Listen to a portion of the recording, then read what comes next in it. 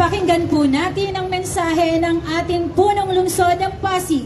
Mga kasama, palakpakan po natin Mayor Vico Soto. Okay, maraming salamat po. Magandang umaga sa ating lahat. Vice Mayor Dodot at sa mga konsehal po natin, good morning. Sa ating mga kasama mula sa national government agencies, representatives galing sa BFP, PNP, and BJMP, sa iba't ibang opisina ng ating lokal na pamahalaan na nandito po, lalo na po yung mga host natin sa umagang ito. Dito po ang City DMO, siyempre ang engineering natin. Akala ko yung mga nominees natin may question and answer pa bago natin piliin yung employee of the month. Office of the Building Official, di ko nakilala si Engineer Francis, bago ba salamin mo? Yung nandito sa listahan ko, Sir Tope, yung mga host lang. Yung Toro, hindi kasama. Hindi ko nababatiin si Sir Rodel. Hindi. At sa lahat pa po ng nandyan sa likod, magandang umaga po. Hindi ko na masyadong hahabaan din dahil 8:15 na yata, ano? At alam kong excited na kayong pumasok, kaya iksiyan na lang po natin. Pero kukunin ko lang yung pagkakataon para pasalamatan ng lahat ng mga kawani natin na nag-overtime, nag-extra effort at nagpagod itong nakaraang mga linggo. Daming ganap, ano? Nagsimula sa barangay at SK elections, napuyat tayo, nag-overtime ang lahat, yung mga support staff natin, mula sa mga nasa command center hanggang sa peace and order na nagbantay, hanggang sa engineering department, building maintenance na nag-ikot, hanggang sa mga enforcer natin na nasa kalsada, hanggang anong oras, ano? Siyempre, hindi ko na sigurado may makakaligtaan ako kung subukan kong banggitin lahat. Pero siyempre nandyan din po yung BAW o Krayo natin na nag-monitor din, hindi lang sa BSKE kundi pati sa UNDAS na naging maayos din. Hindi ganun karami yung tao, no, nung UNDAS compared sa 2019 o 20 or previous years. Hindi siguro nasanay na rin yung iba na dalawang dahilan. Siguro yung iba nasanay na rin na ibang araw pumupunta, hindi na kailangan yung sakto sa November 1, Yung iba naman dahil super long weekend at isa lang yung absentan pag magbabakasyon, yung Biyernes lang yung absent, di ba? Dinire-diretso na. At yung mga ibang kasama natin dito ay nagbakasyon po yata, at maganda naman yan. Di na natin babanggitin kung sino-sino. Ang importante, naging maayos, mapayapa, pareho ang UNDAS, pati ang BSKE po natin. Yung sa resulta naman ng eleksyon, hindi na ako magkukomento sa isa-isa na resulta sa 30 barangays natin. Pero masaya po ako dahil naging maayos, naging smooth, naging mapayapa. Tayo naman sa LGU, sa city government, naging parehas tayo sa lahat. At ang maganda po, anong barangay man kayo galing, kung masaya man kayo sa resulta o hindi po yun yung punto. Ang punto po natin, at masaya po tayo dahil siguro ito yung pinakamaayos at pinakamalinis na eleksyon na nangyari sa lungsod ng Pasig sa barangay level. Lalo na yung mga may first hand, yung mga experience, alam po ninyo na totoo yan. Siyempre, alam nyo naman sa Pilipinas, sabi nga nila, di ba, may kasabihan, walang natatalo, nadadaya lang. May mga aligasyon ng konti, pero kahit yung aligasyon, napakakonti po ngayon kumpara sa previous election. So, yan ang isa sa barometer o gauge natin, na talagang maayos po ngayon at malinis ang naging halalan.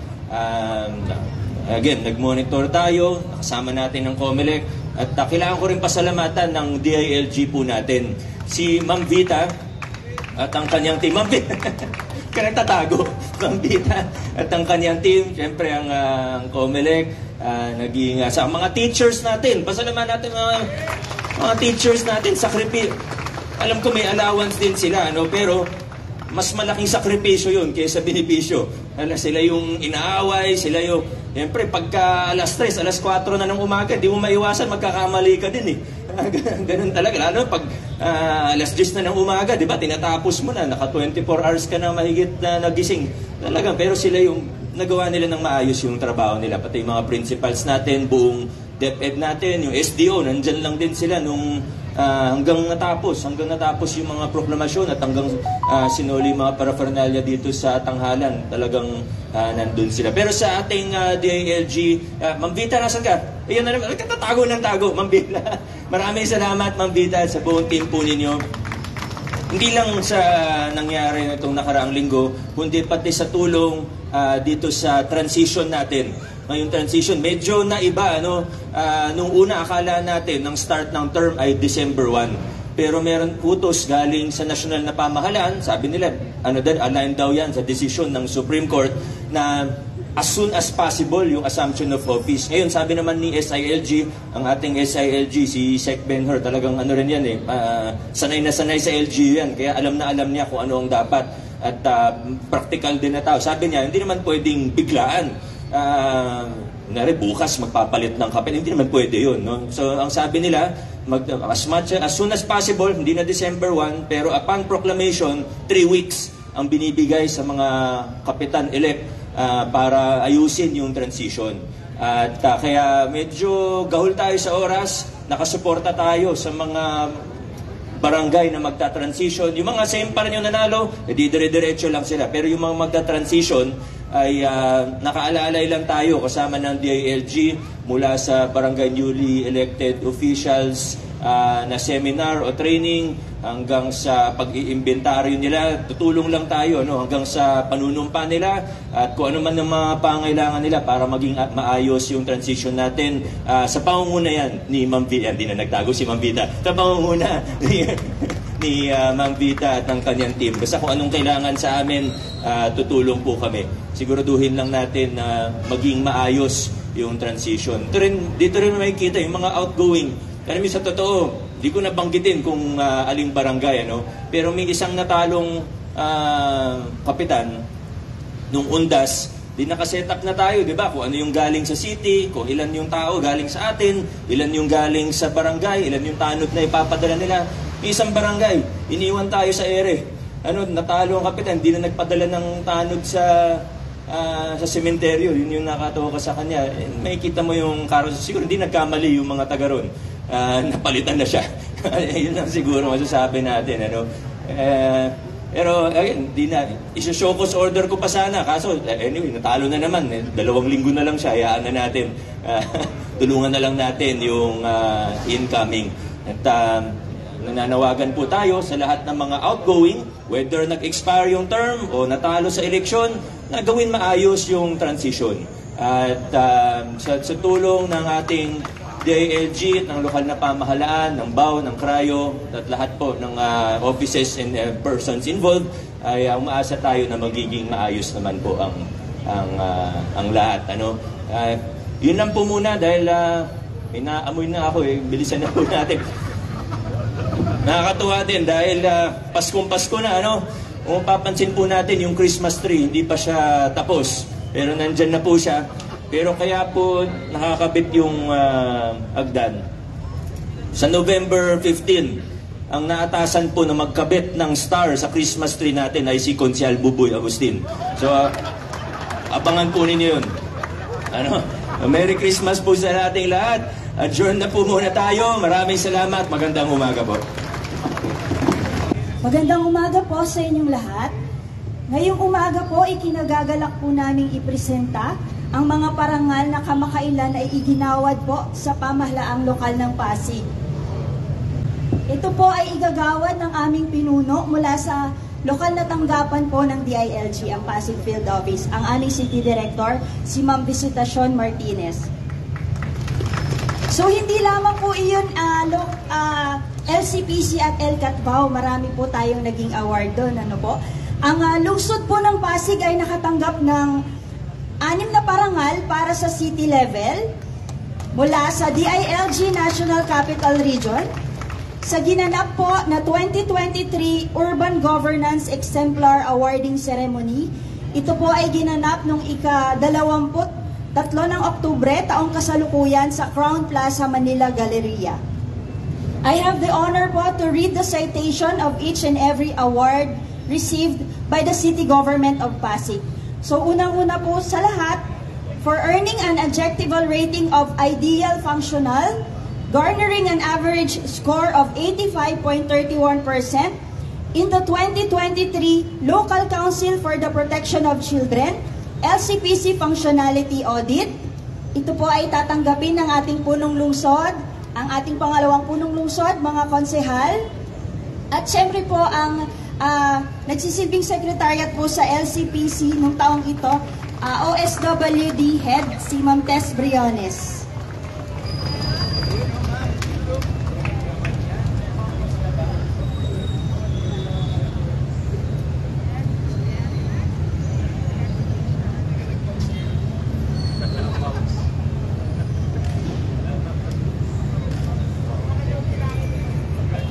So ayan, Ma'am Tess, wag na po tayong aalis dyan, sapagkat ang pangalawang award po naman for earning an adjectival rating of ideal functional. Tamang-tama po, Children's Month ngayon, November, garnering an average score of 100% in the 2023 Local Committee on Anti-Trafficking and Violence Against Women and Their Children, LCAT-WAUSI Functionality Audit. 100% po ang ating rating na nakuha para dyan.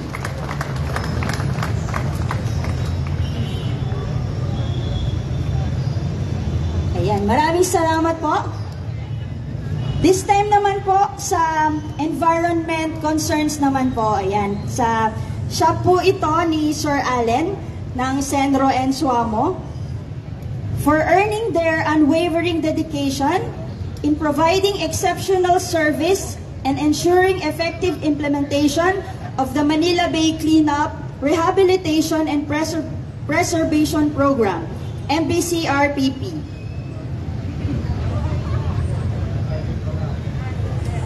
Congratulations po sa pangangalaga po sa ating mga kailugan sa Pasig. Sir Allen, wag na po ulit kayong umalis dyan, because for their notable initiatives and support to ensure effective implementation of the Halina't Magtanim ng Prutas at Gulay, HAPAG, sa barangay project that contributed to the food security effort of the national government. So sa city category po, awardee po ang City Government of Pasig yan. Congratulations po. Ayan, maraming salamat. And lastly po, na award na igagawad po ngayon for earning an adjectival rating of high functional, garnering an average score of 98.88% in the 2023 Peace and Order Council Performance Audit. Siyempre po, ang ating pong chairperson dyan ay walang iba po kundi ang ating butihing Mayor Vico Soto. At ang tumatayo pong secretariat dyan ay ang aming pong tanggapan sa pamumuno po ng aming City Director, si Ma'am Vita Martinez.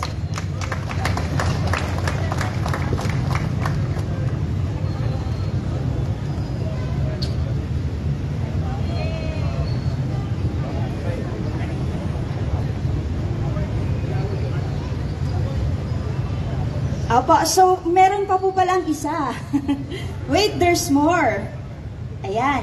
For earning an adjectival rating of high functional, garnering an average score of 85% in the 2023 Anti-Drug Abuse Council Performance Audit, yung ating pong ADAC Audit and PICADAW.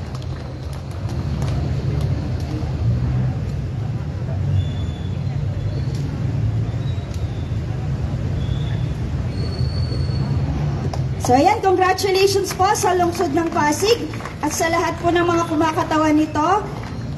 At maraming salamat po. Magandang umaga po sa ating lahat. Muli po, palakpakan po natin ang galing ng Pasig.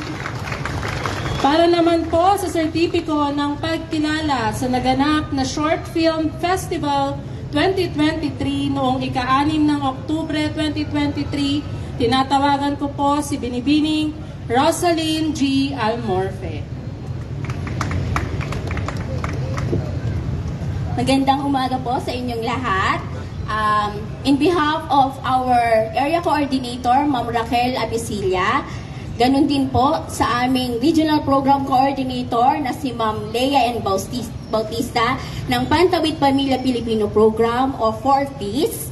Nandito po ako para igawad ang Certificate of Appreciation in hereby awarded to Operation Office 7 na may tatlong LGU po, ang Pasig, Marikina, Mandaluyong, at tanging Pasig lang po ang nakapag-entry po sa short film video kung saan ito po ay nagmula sa barangay ng Pinagbuhatan. Opo. At tayo po ay isa po sa mga nagbigay ng advokasya ng Pantawid Pamilya Pilipino Program para sa pagbabago ng ating mga mahihirap na pamilya dito nagmula sa Pasig sa tulong ng ating CSWD sa pamunuan ni Ma'am Teresa Briones. Maraming salamat po sa inyong suporta. Ganun din po sa Pasig City Mayor, Mayor Vico Soto, hereby awarded the Short Film Festival 2023 at ang Pasig, ang entry po natin, ang magiging advokasya po ng programa ng 4Ps NCR po. Gayun din po, ang certification, kaya ma'am. Ang Certification of Appreciation is hereby awarded to Gadia family from Pasig City, Pinagbuhatan, Pasig City, for their active and invaluable participation during the Short Film Festival na ginanap po sa Aksha Hotel, October 6, 2023. Ang Gadia family, aking ipinipresenta na sila po ay magtatapos sa 4Ps na may magandang pamumuhay na at nakakaangat na sa ating lipunan mula sa lungsod ng Pasig. Maraming pong salamat.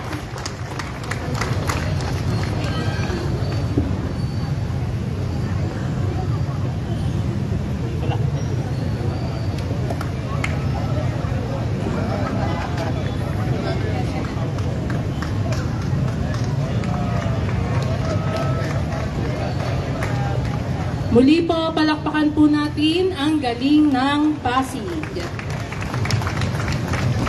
Okay, last but not the least, para naman po sa paggawad ng Employee of the Month sa Engineering Department, tinatawagan ko po si Engineer Reynaldo Macaroyo.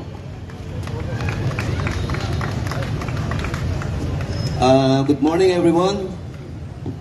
Good morning, Mayor Vico Soto, Vice Mayor Dudut Jaworski, and Council. I-award po natin ngayon ang Model Employee of the Month. May we call on Joven M. Enriquez, Road Maintenance Section, Thermoplastic, General Maintenance Division.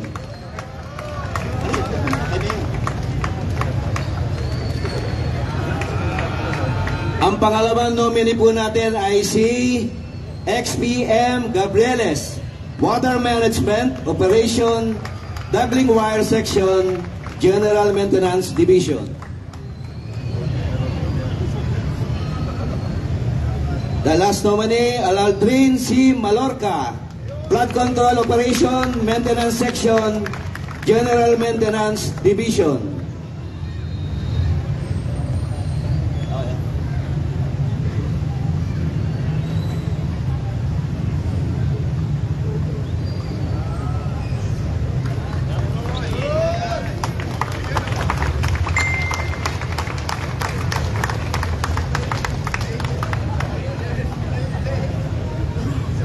And the model employee for the month of September 2023 is awarded to Angelito White Teodosio, Drainage Maintenance Section, General Maintenance Division.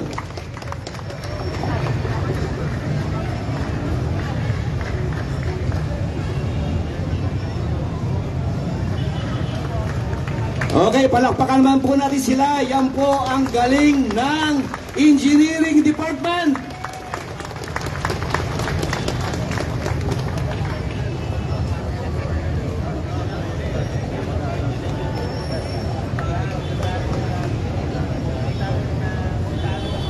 Ayan, muli po palakpakan po natin ang lahat ng nagkamit ng mga parangal.